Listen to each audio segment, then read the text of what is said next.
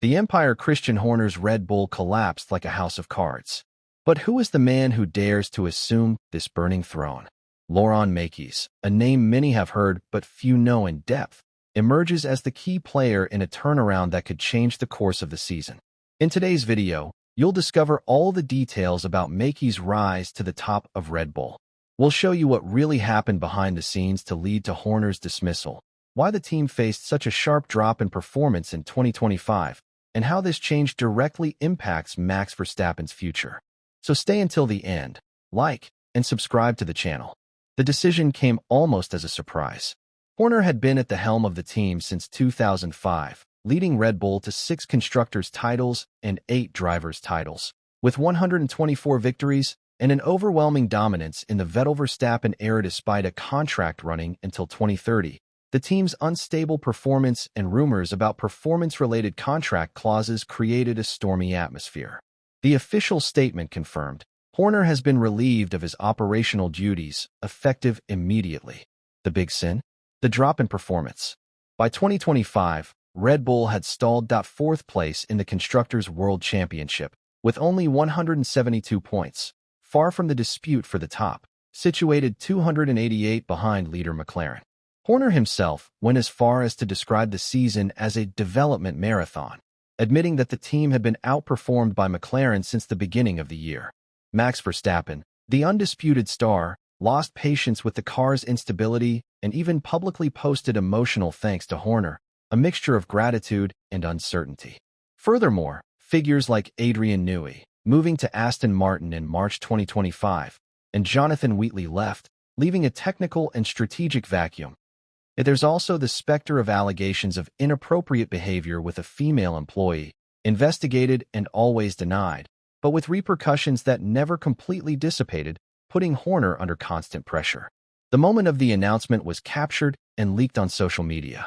Horner was visibly shaken as he said, "It was a shock, remembering the 20 years of glories and exaltations of the achievements when entering a warehouse in 2005, where it all began after the acquisition of Jaguar.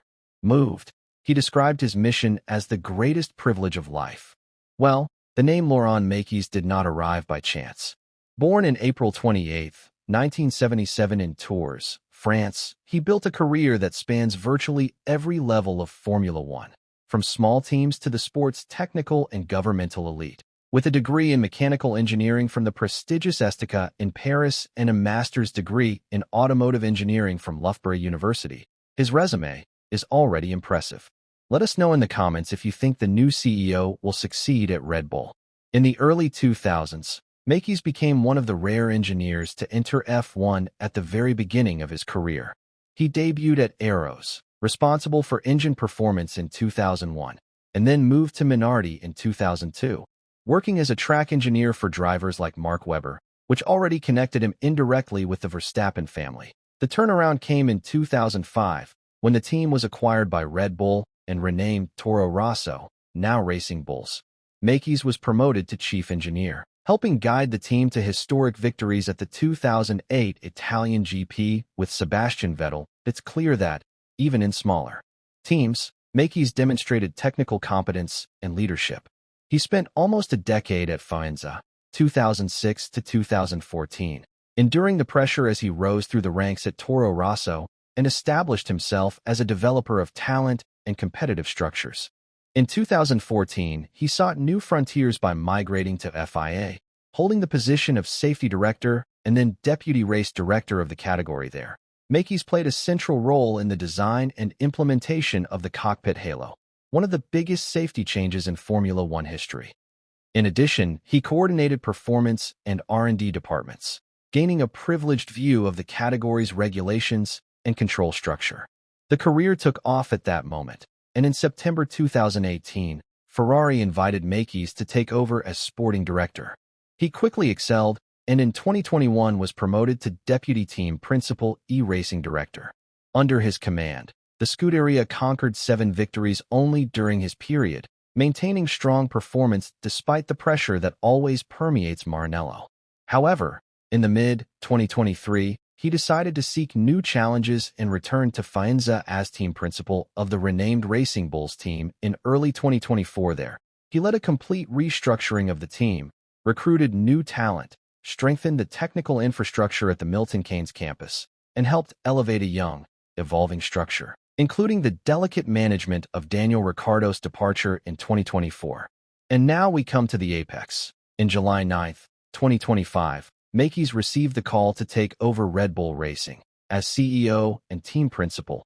Succeeding Horner, the official announcement was accompanied by praise.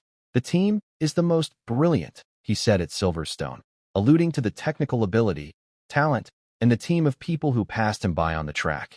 Before I continue, please like and subscribe to the channel so that the YouTube algorithm recommends this video. And let's go. It's not just a resume. It's presence, strategy, and versatility.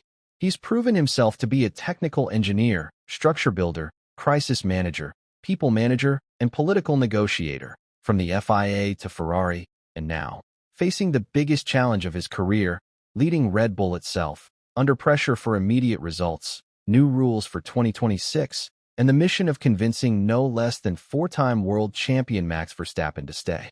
This impressive background justifies the confidence placed in Mekies by the Milton Keynes headquarters and the Austrian parent company, which now faces the biggest test in its recent history. He's not a makeshift replacement. He's someone who's already worked his way through every possible level of Formula One, and who arrives armed with a network of relationships, technical know-how, and strategic maturity. Shortly after his departure from Ferrari in mid-2023, Mekies decided to return to the Red Bull core, taking over in early 2024 the position of team principal of the then-called AlphaTauri. Renamed as Visa Cash App Racing Bulls, this era was seen as a necessary step, both for the satellite team and for Mekies, who had experience in engineering and management on his resume, as well as smooth transitions between Red Bull bosses and branches. His first mission was clear: to rebuild a team that was undergoing renewal, leveraging the talent he already knew from his time at Toro Rosso. He brought Peter Bayer on board as CEO and promoted Alan Permane to his right-hand man as assistant team principal, ensuring technical continuity. The duo handled a careful rebranding, seeking to reverse fans' fears about the new name, including the pressure for results from the beginning. At the start of the 2024 season, there were promises of a bold vision, according to Mekies, a new era for the satellite team, maintaining its roots of talent discovery, but aiming for significant results. The campaign faced setbacks, such as the departure of Daniel Ricciardo after Singapore, but Mekies reacted firmly, promoting the young Liam Lawson and the strategic Yuki Tsunoda, maintaining a firm schedule of evolution. Despite the instability, the team reaffirmed its solidity. It rose from 8th in 2024 with 46 points for a start of 2025 more robust, reaching the middle of the season with chances of scoring more points than the previous year. Mekies' management was evident in maintaining group morale, strengthening internal culture, and paving the way for future driver promotions, as seen with Lawson's temporary elevation to the main Red Bull team and Tsunoda's return. More than numerical results, the difference was the organizational and cultural restructuring of the Faenza facilities. Mekies revamped departments, optimized performance, and implemented a new flow between the factory and pit lane, aiming high for 2025. This flexible and resilient model was vital, not only in the day-to-day running of racing, but also in preparing the man who would take on the biggest challenge, the main team. When, in July 9, 2025, Red Bull announces the dismissal of Horner, Mekies is, of course, the chosen one as a replacement, taking over immediately as CEO and team principal of Red Bull Racing. The decision reflected the confidence placed in his leadership model, a technical but also political profile capable of navigating crises. Halfway through the season, Mekies finds himself in a volatile environment. Max Verstappen, even with a contract until 2028, is 69 points behind Oscar Piastri, championship leader. His desire for a competitive car is critical. Changes at the helm aren't enough. Results are essential. The Guardian itself noted, "There's no guarantee Horner's sacking will convince Verstappen to stay. Performance is still his priority." Within Red Bull, the pressure is palpable. The chip power now shifts between the Austrian parent company, the Thai shareholders, and influencers like Oliver Mintzlaff, Helmut Marko, and even Jos Verstappen. Mekies not only needs to regain Max's trust, but also navigate these internal divisions, ensuring that the best talents have what they need. Beyond current results, he faces one of the biggest challenges in modern Formula One history, leading Red Bull through the transition to its own engine in partnership with Ford. From 2026, he himself noted that F1 would face the biggest regulatory challenge in its history. This transition involves building a power unit from scratch, integrating cutting-edge electrical technology, batteries, MGUK with new specifications, all under a huge timeline and limited budget. The risk is high.